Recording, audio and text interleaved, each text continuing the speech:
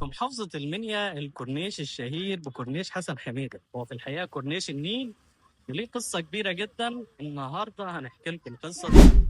استنوا القصة تاني، يلا بينا.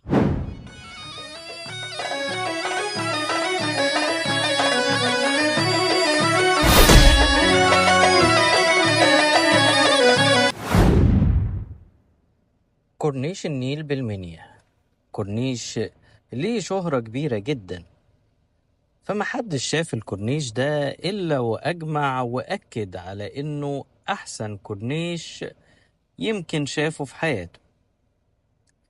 وبالرغم من شهرة كورنيش النيل بالمنيا إلا إنه معروف وسط أهل المنيا باسم كورنيش حسن حميدة، كونه صاحب الفضل الأكبر لتطوير وزيادة مساحة كورنيش النيل اللي خلاه أكبر متنزه مفتوح على مستوى المحافظة، لدرجة خلت الكتير ينسب ليه المشروع بالكامل. مشروع كورنيش النيل بالمنيا ليه تاريخ كبير، وليه كمان مراحل تطور عديدة جدا بدأت من أكتر من 100 سنة، وتعاقب عليه الكثير من الحكام والمحافظين، وده اللي هنحاول نلخصه لكم النهاردة.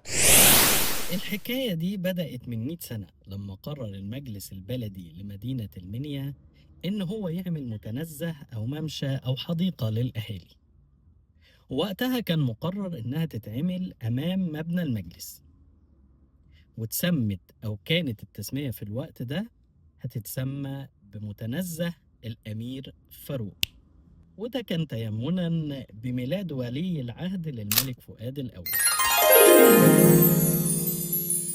بداية كورنيش المنيا كانت موجودة في أرض السرايا أو حي أرض السرايا، والامتداد بتاعه كان بيمتد تدريجيا ناحية الجنوب، وتحديدا أمام شارع السلطان حسين لغاية مبنى محطة السكة الحديد.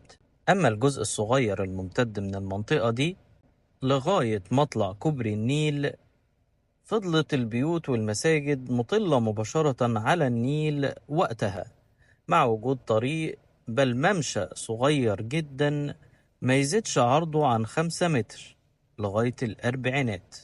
بعد كده بدأت التوسعة، وما بدأش يتحول طريق مكمل للكورنيش إلا في عهد المحافظ اللواء عبد الفتاح فؤاد، اللي كان محافظ للمنيا سنة 1960 ولحد سنة 1965، وهو كان أول من اهتم بكورنيش النيل وإعداده وتجهيزه، وتم تشجيره وتنجيله وفتحه أمام الجمهور للجميع.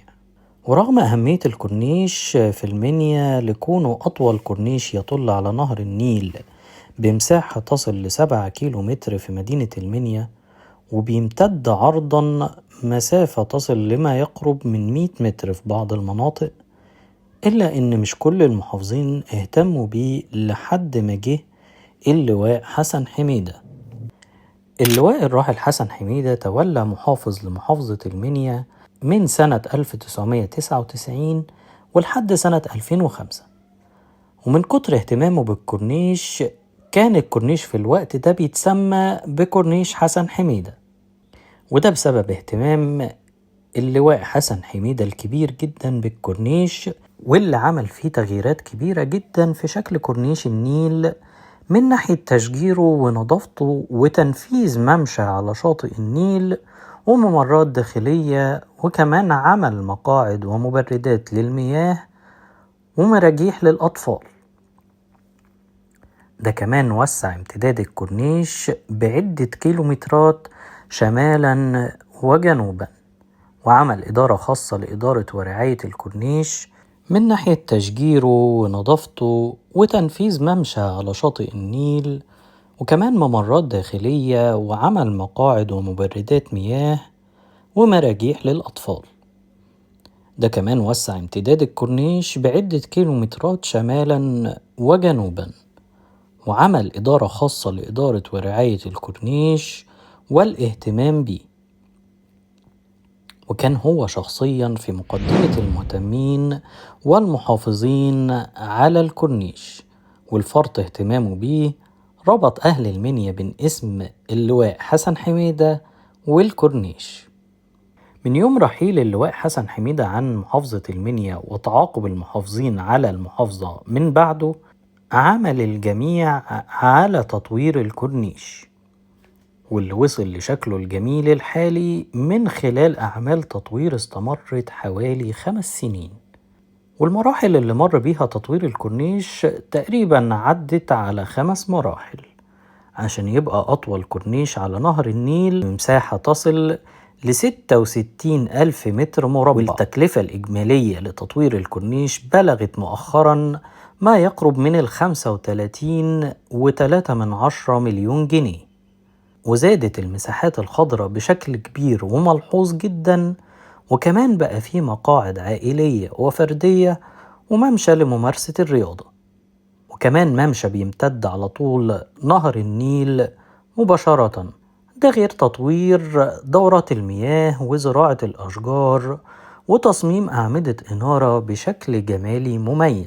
كمان تركب كاميرات مراقبة لضبط الأمن وتوفير الحماية للمواطنين، عشان يتحول الكورنيش لواجهة حضارية مميزة جدا داخل المحافظة، ومتنفس لأكتر من 6.5 مليون مواطن منياوي بيقضوا في الكورنيش أجمل الأوقات طول أيام السنة. اتمنى تكونوا استفدتوا من المعلومات اللي كلمناكم عنها النهارده عن كورنيش النيل في محافظه المنيا. اشوفكم تاني في حلقات كتير مع كلام في الصميم مع ابو تميم. ما تنسوش لايك وكومنت وشير وتابعونا عشان يوصلكم كل جديد. اشوفكم في حلقات تاني كتير.